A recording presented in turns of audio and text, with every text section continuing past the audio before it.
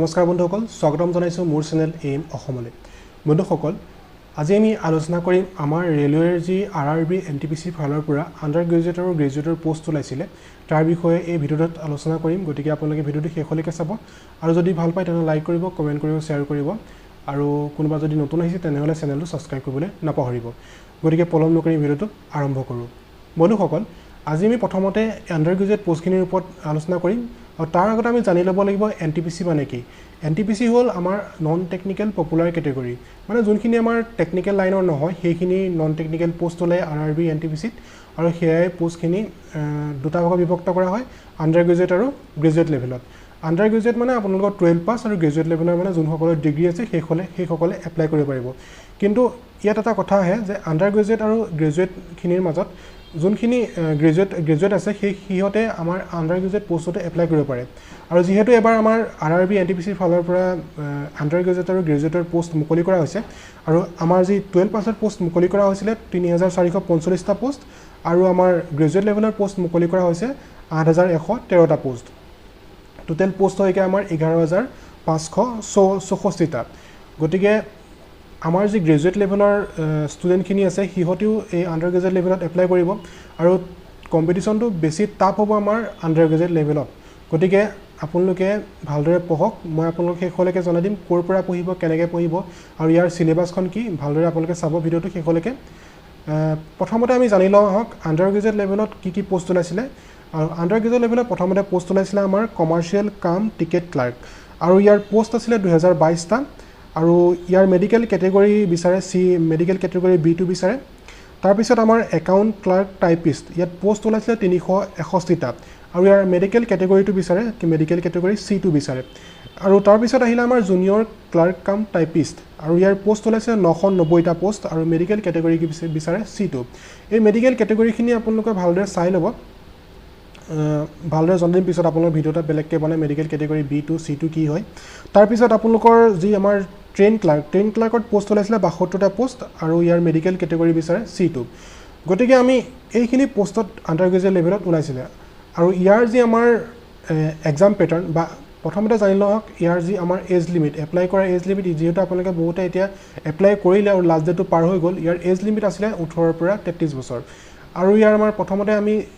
যোনখিনি এক্সাম প্যাটাৰ্নটো আমাৰ ইয়াৰ CBT1 আৰু CBT2 হয় CBT1ত আমাৰ বিমান হাৰ্ড নহয় CBT1 টো ইমান হাৰ্ড নহয় আৰু CBT2 টো অকমান হাৰ্ড হ'ব কাৰণ কম্পিটিশন লেভেলটো অকমান তাত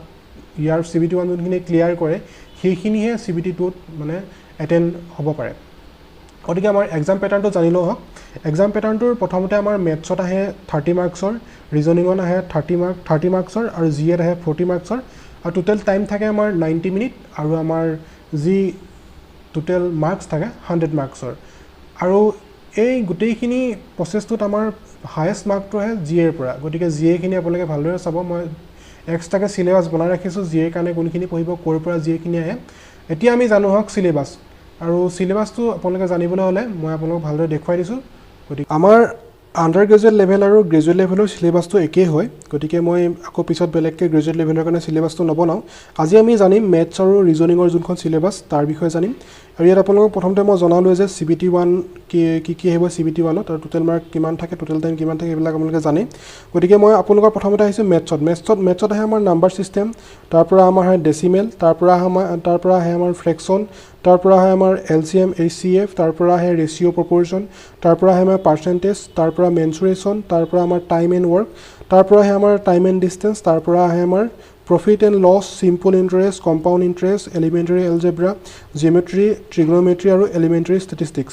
তাৰ পৰা আমাৰ ৰিজনিঙত আহিব analogies competition of number and alphabetical series coding and decoding তাৰ পৰা মেথমেটিকেল অপাৰেশ্যন তাৰ পৰা সিমিলাৰিটিজ এণ্ড ডিফাৰেন্সিয়েশ্যন তাৰ পৰা ৰিলেশনশিপস এনালিটিক্যাল ৰিজনিং সিলোজিম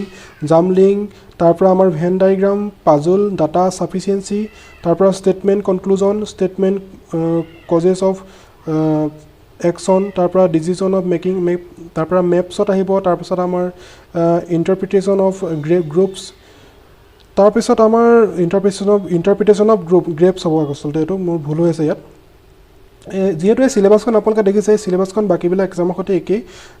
কিন্তু ইয়াৰ আমাৰ যি কুৱেশ্যনৰ অহাৰ যি কুৱেশ্যনবিলাক অহাৰ যি পেটাৰ্ণ সেইবিলাক অলপ ধৰণৰ বেলেগ বেলেগ আপোনালোকে চালে গম পাব যে আগৰ যি আমাৰ এনটিপিচিৰ PYQ চালে গম পাব কেনেকুৱা ধৰণৰ কুৱেশ্যন আহে গতিকে আপোনালোকে এইবিলাকে পঢ়িব আৰু এতিয়া আমি জানো হওক ক'ৰ পৰা পঢ়িব কেনেদৰে পঢ়িব আপোনালোকে বন্ধুসকল এনটিপিচিৰ কাৰণে যদি আপোনালোকে পঢ়িব বিচাৰে তেনেহ'লে আপোনালোকে কিতাপো ফ'ল' কৰিব পাৰে বা আপোনালোকে ইউটিউব চেনেল আজিকালিতো অনলাইন মাধ্যমত ইউটিউব চেনেল বা এপছতো আজিকালি পঢ়োৱা হয় গতিকে আপোনালোকে সেইবিলাকো ফ'ল' কৰিব পাৰে কিন্তু আপোনালোকে কোনখিনি ফ'ল' কৰিব বা কোনখিনি কিতাপ পঢ়িব সেইখিনি মই ভালদৰে এদিন আপোনালোকক ভিডিঅ'ত ভালদৰে আকৌ এদিন জনাই দিম গতিকে আপোনালোকে কিতাপো ফ'ল' কৰিব পাৰে কিতাপ আপোনালোকে আদিত্য ৰঞ্জন ছাৰৰ কিতাপ উলিয়াইছে তেওঁলোকে সেইবিলাকো ফ'ল' কৰিব পাৰে ফ্লিপকাৰ্টত আপোনালোকে গ'লে দেখিবই বা এমাজনত আপোনালোকে চালে দেখিবই আদিত্য ৰঞ্জন ছাৰ বুক বুলি মাৰি দিলে ওলাই যাব তেওঁ ভাল ভাল কিতাপ উলিয়াইছে আপোনালোকৰ ৰাকেশ এডপছৰ মেথছৰ কিতাপখন ফ'ল' কৰিব পাৰে বা আমাৰ কিৰণ পাব্লিকেশ্যনৰ যোনখিনি কিতাপ আছে সেইখিনিও ফ'ল' কৰিব পাৰে সেইখিনি ফ'ল' কৰিলে আপোনালোকে এনটিপিচি ক্ৰেক কৰিব পাৰিব কিন্তু আপোনালোকে যদি ইউটিউব চেনেল বা আমাৰ অসমৰ বিভিন্ন ধৰণৰ চেনেলে এতিয়া কোৰ্চ লঞ্চ কৰিছে বা আমাৰ যি অসমৰ SSC ADRE নৰ্থ ইষ্ট তেওঁলোকে ৰেলৱে এনটিপিচিৰ কাৰণে পঢ়ুৱাই আছে কোৰ্চ লঞ্চ কৰিছে আৰু জব ফেক্টৰীৰ কোৰ্চ লঞ্চ কৰিছে তাৰ পৰা পঢ়িব পাৰে আপোনালোকে যদি ভালদৰে পঢ়িব বিচাৰে বা ভালদৰে বুজিব বিচাৰে ৰেলৱেৰ কাৰণে গতিকে আপোনালোকে এইবিলাক চেনেল ফ'ল' কৰিব পাৰে বা অসমৰ বাহিৰৰ চেনেলো ফ'ল' কৰিব পাৰে আৰু যদি আপোনালোকে মই ছাজেষ্ট কৰাৰ ভিতৰত আপোনালোকে পঢ়িব বিচাৰে তেনেহ'লে